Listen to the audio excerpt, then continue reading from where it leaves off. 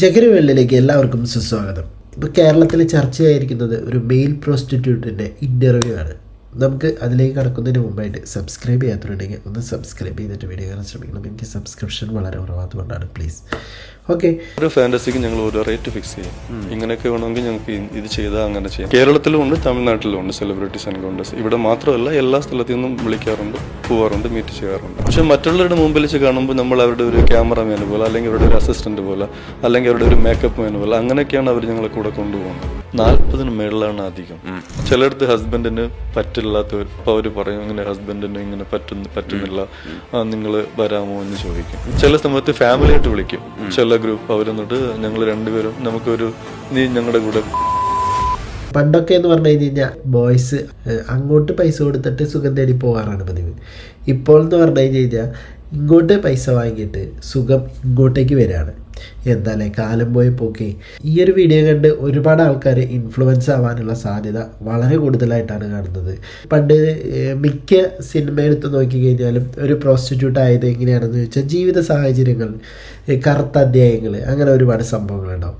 അതുപോലെ തന്നെ അതിൽ നിന്നും ഒട്ടും വ്യത്യസ്തമല്ലാത്ത രീതിയിൽ തന്നെയാണ് ഇവിടുത്തെ നമ്മുടെ മെയിൽ പ്രോസ്റ്റിറ്റ്യൂട്ടിന് പറയാനുള്ളത്. ഇവന് പറയാനുള്ള ഒരു ന്യായീകരണവാദം എന്ന് പറഞ്ഞു കഴിഞ്ഞാൽ, ഒരിക്കൽ സ്വന്തം ബിസിനസ് നടത്തിയിട്ട് സ്വപ്നങ്ങൾ കെട്ടിപ്പടുത്ത ഒരു യുവാവായിരുന്നു ഞാൻ.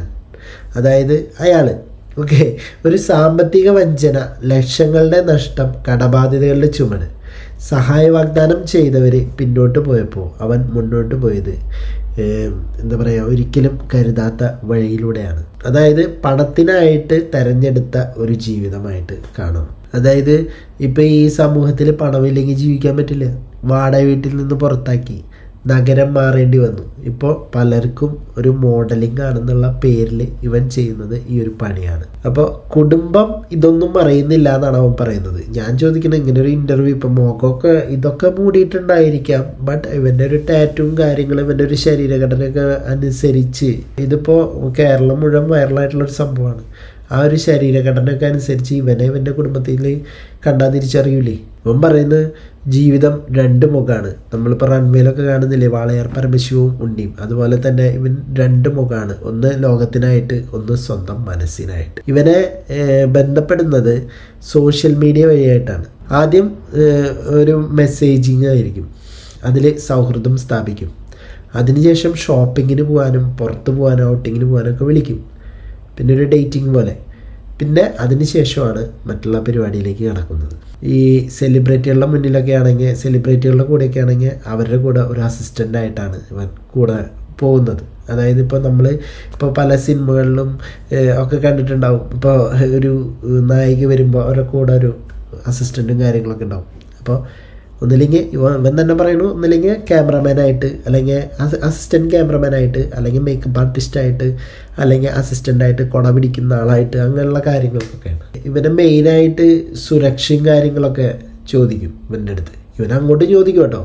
ഇവൻ അങ്ങോട്ടും പറയും അടിക്കാടൊക്കെ വെട്ടിയിട്ടുള്ള കാര്യങ്ങളൊക്കെ, അത്രയും അടിക്കാടൊക്കെ വെട്ടി തെളിച്ചിട്ടും മതി എന്നുള്ള ലെവലിലാണ് ഇവൻ്റെ ഒരു സംഭാഷണവും കാര്യങ്ങളൊക്കെ വന്നിട്ടുള്ളത്. ഓക്കെ, ഇവനോട് ആവശ്യപ്പെടുന്ന കാര്യം എന്ന് പറഞ്ഞു കഴിഞ്ഞാൽ, ഓരോ മാസവും ഇവന് മെഡിക്കൽ ടെസ്റ്റുകളുണ്ട്. HIV, STD പരിശോധനകൾ ഒക്കെ നിർബന്ധമാണ്. ഡോക്ടറുടെ നിർദ്ദേശങ്ങൾ കൃത്യമായിട്ട് പാലിക്കും വേണം. ഇപ്പം ഇവൻ തന്നെ ലാസ്റ്റ് പറഞ്ഞു വയ്ക്കുന്നുണ്ട്, ഇമോഷണലി അവൻ ഹാപ്പി അല്ല എന്നുള്ളത്, ശരീരം തളർന്നു തുടങ്ങി എന്നുള്ളതാണ്. പക്ഷേ കടങ്ങൾ തീർക്കണം. ഇത് കടം ഇനി പെരുകിക്കൊണ്ടേയിരിക്കുള്ളൂ. എന്താണെന്ന് വെച്ച് കഴിഞ്ഞാൽ, ഇപ്പോൾ ഇങ്ങനെയുള്ളൊരു ലൈഫിൽ നമ്മൾ ആനന്ദം കണ്ടെത്തി കഴിഞ്ഞ് കഴിഞ്ഞാൽ അതിൽ നിന്ന് കരകയറുക എന്ന് പറഞ്ഞാൽ ഭയങ്കര ബുദ്ധിമുട്ടായിരിക്കും. ഒരിക്കൽ വീണ്ടും പിന്നെ ഇവൻ പറഞ്ഞു വയ്ക്കുന്നത് ലാസ്റ്റ് സ്വന്തമായിട്ടൊരു ബിസിനസ് തുടങ്ങണം.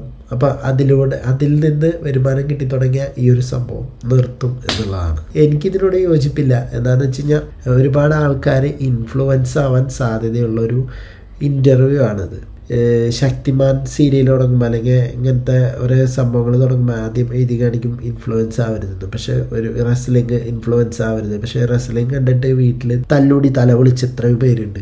ഇത് ഇൻഫ്ലുവൻസ് ആവണ്ട എന്ന് പറഞ്ഞാലും, ഇപ്പോൾ ഒരാൾക്കൊരു വിഷമം വന്നു കഴിഞ്ഞ് കഴിഞ്ഞാൽ ആദ്യം ചിലപ്പോൾ ചിന്തിക്കുക ഈ ഒരു കാര്യമാണ്, എന്താണെന്ന് വെച്ച് കഴിഞ്ഞാൽ നമുക്ക് പ്രത്യേകിച്ച് ബുദ്ധിമുട്ടോ കാര്യങ്ങളൊന്നുമില്ല, അപ്പോഴത്തെ ആവശ്യം നടന്നു പോകും. ഇവൻ്റെ ഇൻ്റർവ്യൂന്ന് മനസ്സിലായ കാര്യം എന്ന് പറഞ്ഞു കഴിഞ്ഞാൽ മിഡിൽ ക്ലാസ് ക്ലയൻറ്റുകൾക്ക് 15,000 രൂപ മുതൽ 22,000 രൂപ വരെയും സമ്പന്നർക്ക് 25,000 രൂപ മുതൽ 50,000 രൂപയും ഒരു ദിവസം, അതായത് ഒരു മാസം എങ്ങനെ പോയാലും 2 ലക്ഷം രൂപ ആളുടെ കയ്യിലിരിക്കും.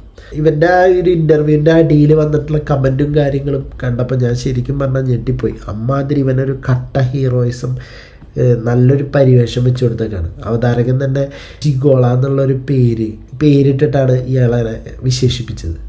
ഇപ്പോൾ നമ്മൾ ഒരു സ്ത്രീയാണ് ഇരിക്കുന്നതെങ്കിൽ സ്ത്രീനെ അതേപോലെയുള്ള പേരുകളിട്ട് വിളിക്കും. ഒരു എന്താ പറയുക, കേൾക്കുമ്പോൾ തന്നെ മാധുര്യമൂറുന്ന കൂട്ടുകാരൻ്റെ ഒരു ഇമേജുള്ള ഇൻഫ്ലുവൻസ് ആവാൻ സാധ്യതയുള്ള ഒരു പേര് ജിഗോള. ശരിക്കും പറഞ്ഞാൽ ഈ ജിഗോളയുടെ അർത്ഥം എന്ന് പറഞ്ഞു കഴിഞ്ഞാൽ ഫ്രഞ്ച് ഭാഷയാണത്. ജിഗോള സമ്പന്നയായ സ്ത്രീകളുടെ കൂടെ നടക്കുകയും അവരുടെ ചെലവിൽ താമസിക്കുകയും ചെയ്യുന്ന ഒരാൾ എന്നുള്ള ലെവലിലാണ് ആ ഒരു പേരിൻ്റെ അർത്ഥം വരുന്നത്. പക്ഷേ ആ ഒരു പേരിൻ്റെ അർത്ഥമൊന്നും ആരും നോക്കുന്നില്ല. ജിഗോള എന്ന് പറയുമ്പോൾ നല്ല കേൾക്കാൻ നല്ല രസമുള്ള, നല്ല മാധുര്യം മുറുന്ന, നല്ലൊരു കൂട്ടുകാരൻ്റെ ഒരു ഇമേജുള്ള നല്ലൊരു പേര്.